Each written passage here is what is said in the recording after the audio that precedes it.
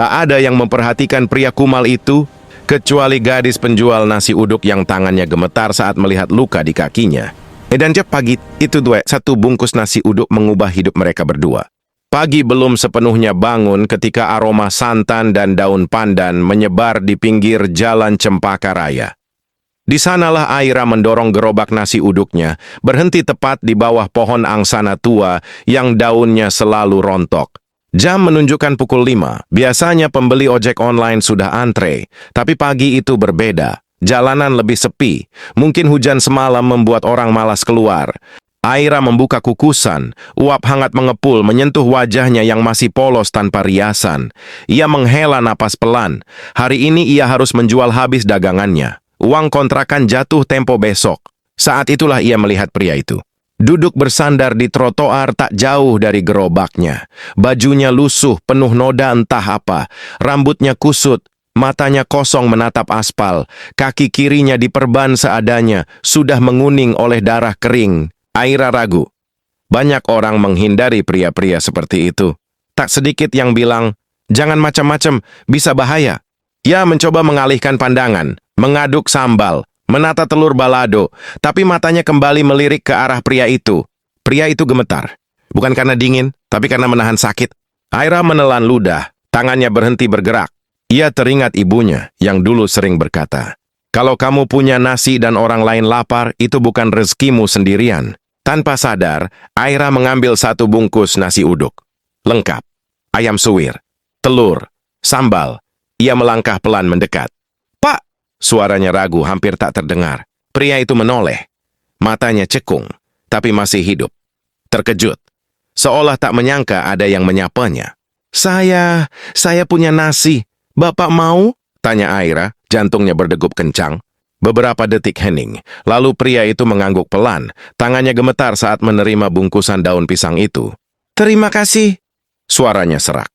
Sudah 2 hari saya belum makan. Aira tercekat. Ia menahan napas agar air matanya tak jatuh. Pria itu membuka nasi uduk itu perlahan, seolah takut itu hanya mimpi. Saat suapan pertama masuk ke mulutnya, bahunya bergetar. Ia menangis. Diam-diam, Aira mundur 1 langkah, dadanya sesak. Ia tak tahu bahwa keputusan kecil pagi itu, memberikan 1 bungkus nasi uduk, akan menyeretnya ke sebuah rahasia besar tentang pria itu, masa lalu yang kelam, dan pilihan hidup yang akan menguji hatinya. Dan ia juga tak tahu, pria kumal itu bukan orang biasa. Aira baru menyadari ada yang salah saat melihat darah itu lagi. Bukan merah segar, tapi kehitaman, kering, dan bau obat murahan yang tercampur nanah. Pagi itu pria kumal itu masih duduk di tempat yang sama, di bawah pohon angsana. Namun kali ini kakinya terjulur lebih jauh, perbannya longgar, nyaris lepas. Aira menutup gerobaknya lebih cepat dari biasanya. Pak, lukanya kok makin parah? Tanyanya pelan. Pria itu mengangkat wajah, ada senyum kecil dipaksakan. Sudah biasa, katanya singkat. Tapi Aira tahu itu bohong. Ia berjongkok, mengamati luka itu. Terlalu dalam untuk sekadar jatuh, terlalu rapi di tepinya. Seperti bekas benda tajam. Bapak kenapa? Aira memberanikan diri bertanya. Pria itu terdiam, tangannya mengepal, rahangnya mengeras. Kalau kamu tahu, kamu bisa ikut celaka, jawabnya lirih. Jantung Aira berdegup lebih cepat. Ia hendak membalas ketika suara motor berhenti tak jauh dari mereka. Seorang pria berjaket hitam berdiri, pura-pura menelpon. Tapi matanya mengarah ke gerobak Aira. Tajam. Menghitung. Aira merinding. Pria kumal itu ikut menyadarinya, tubuhnya menegang. Mulai hari ini, katanya cepat, jangan lagi kasih saya makan. Apa?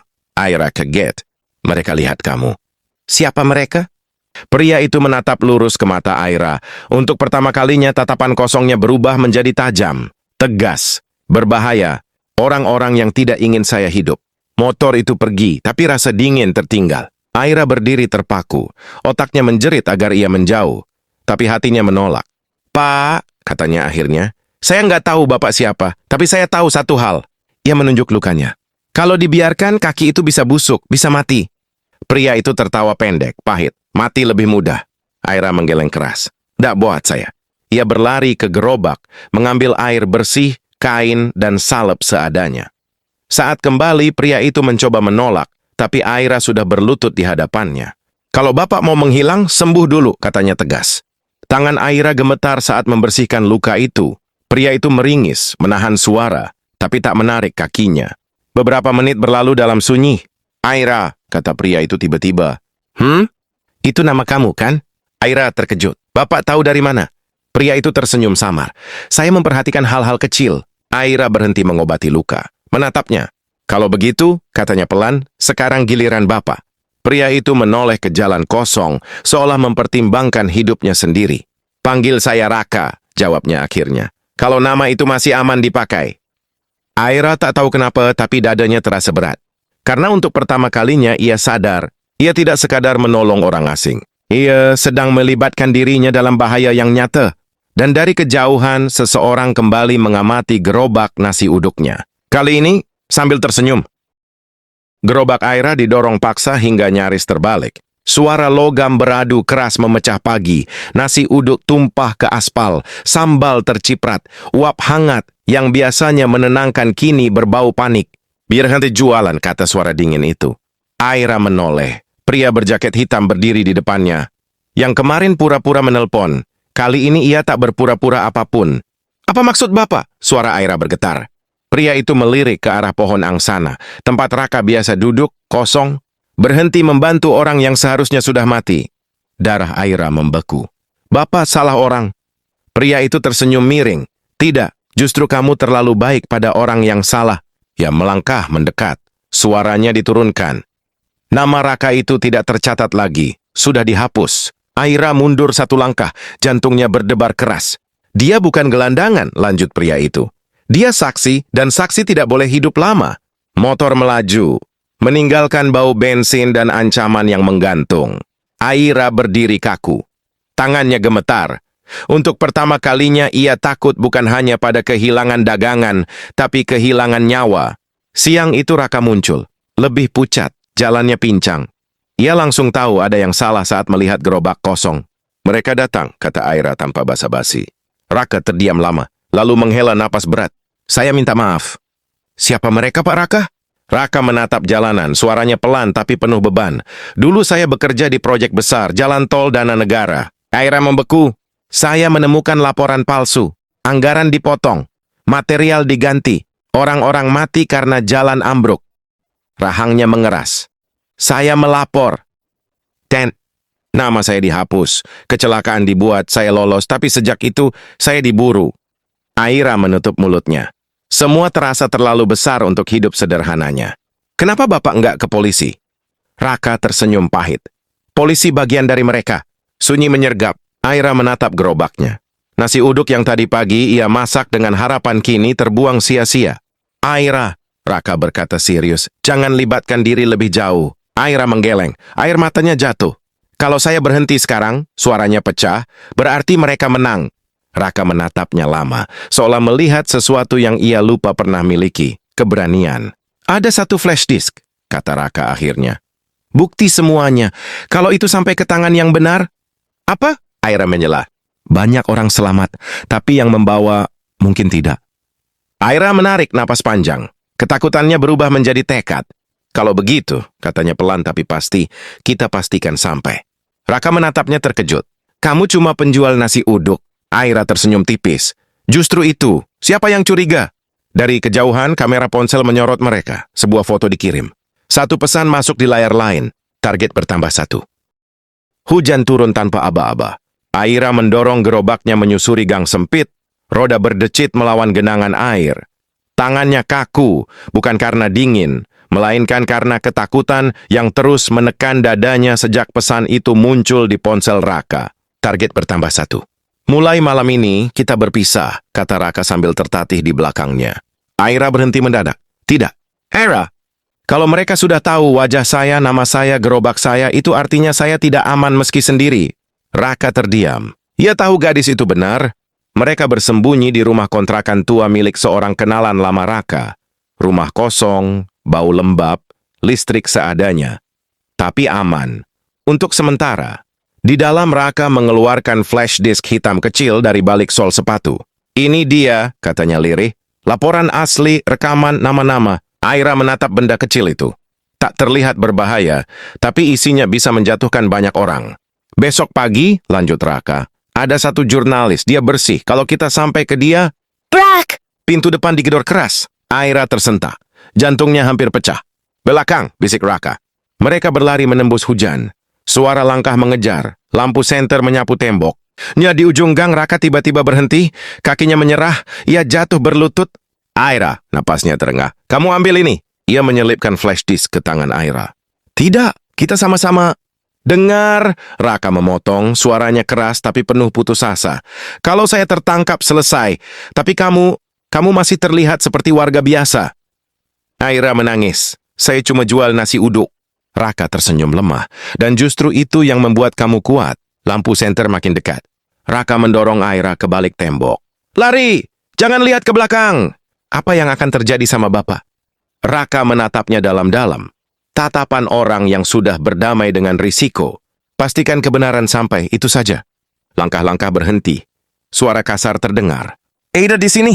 Aira menutup mulutnya agar tak bersuara saat tubuh Raka ditarik paksa.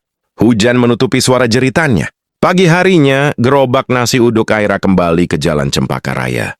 Seolah tak pernah terjadi apa-apa. Aira berdiri di balik gerobak, mata sembab, tangan gemetar. Flash disk tersembunyi di lipatan kain. Orang-orang membeli nasi, tertawa, hidup berjalan normal. Tak ada yang tahu. Penjual nasi uduk itu sedang membawa rahasia yang bisa menghancurkan kekuasaan. Dan dari seberang jalan, seseorang memotretnya. Pesan baru masuk ke ponsel Aira. Kamu pikir kami tidak tahu? Bersambung ke episode 5 final. Pilihan terakhir Aira, menyerah atau membuka kebenaran dengan harga paling mahal. Aira tidak tidur semalaman. Gerobak nasi uduknya berdiri di sudut kamar kontrakan, basah oleh hujan kemarin, diam seperti saksi bisu. Di balik lipatan kain lap, flash disk itu terasa berat. Bukan karena bentuknya, tapi karena nyawa yang menggantung padanya. Ponselnya bergetar lagi. Kamu punya sampai jam 10 pagi. Datang sendiri. Atau dia mati. Tak ada nama, tak perlu. Aira menatap jam dinding. Pukul 6:10. Ia teringat Raka. Tatapannya malam itu, senyum lelah yang seolah tahu ia tak akan keluar hidup-hidup. Maaf Pak, bisik Aira. Ia mendorong gerobak keluar. Jalan Cempaka Raya sudah ramai. Aroma nasi uduk menyebar seperti biasa. Orang-orang datang, membeli, tak tahu bahwa hari itu mungkin hari terakhir mereka melihat Aira berdiri di sana. Seorang ibu bertanya, kok pucat nak? Aira tersenyum. Kurang tidur Bu. Pukul 9:50 seorang pria berpakaian rapi mendekat. Wajah asing. Senyumnya kosong. Waktunya habis. Aira mengangguk. Tunggu sebentar. Ia membuka gerobak. Bukan flash disk yang ia keluarkan, melainkan ponsel. Satu sentuhan. Di layar, siaran langsung dimulai. Nama saya Aira. Suaranya bergetar tapi jelas. Saya penjual nasi uduk di pinggir jalan. Pria itu berubah pucat. Matikan. Tidak, kata Aira. Dengarkan. Saya menceritakan semuanya. Tentang Raka, tentang jalan ambruk, tentang laporan palsu, tentang orang-orang yang mati dan dibungkam. Komentar membanjiri layar. Ribuan penonton, puluhan ribu. Flash disk berisi bukti sudah saya kirim ke beberapa redaksi media dan aktivis hukum sejak subuh. Lanjut Aira. Kalau saya hilang hari ini, semuanya sudah tersebar. Pria itu mundur satu langkah. Dan kalau Pak Raka mati, suara Aira pecah, maka dunia akan tahu siapa yang melakukannya. Polisi datang. Wartawan datang, kamera-kamera mengarah. Pria itu berbalik pergi, terlambat. Dua petugas menghentikannya. Siang itu berita meledak. Saksi kunci kasus korupsi infrastruktur ditemukan hidup. Penjual nasi uduk bongkar skandal miliaran rupiah. Raka ditemukan malam itu, luka, hidup, lemah, tapi bernapas. Beberapa bulan yang kemudian Jalan Cempaka Raya berubah. Pohon angsana masih berdiri. Tapi di bawahnya kini ada plakat kecil. Di sini kebaikan kecil mengalahkan ketakutan besar. Aira tetap berjualan nasi uduk. Bukan sebagai pahlawan, bukan sebagai simbol, hanya sebagai seseorang yang suatu pagi memilih untuk tidak berpaling. Dan satu bungkus nasi uduk menjadi awal runtuhnya kebohongan besar. Tamat.